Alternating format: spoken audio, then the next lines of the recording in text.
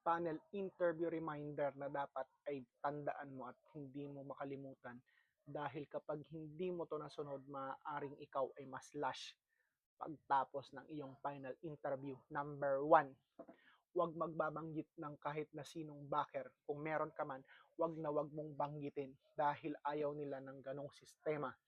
Number 2, huwag maging hero o vigilante. Maging natural ka lang sa pagsagot ng lahat ng katanungan sa'yo. Number 3, huwag mong iinsultuhin ang mga inmates o ang sistema, ahensya na iyong ina-applyan. Huwag kang mag-iinsulto nun dahil kung sakaling mangyari yon, baka hindi ka naabuti ng final deliberation.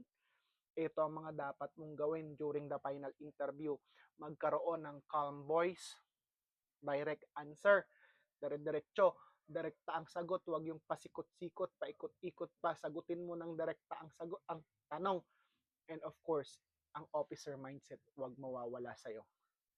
Sa panel interview, hindi ka nila hinuhusgahan kung gaano ka katalino o gaano ka kagaling sumagot, kundi ang hinahanap nila dito ay yung may paninindigan ka at hindi ka nagyayabang at yung sumusunod ka at hindi ka magiging sunod-sunuran once na ikaw ay makapasok sa sistema o sa ahensyang iyong ina-applyan.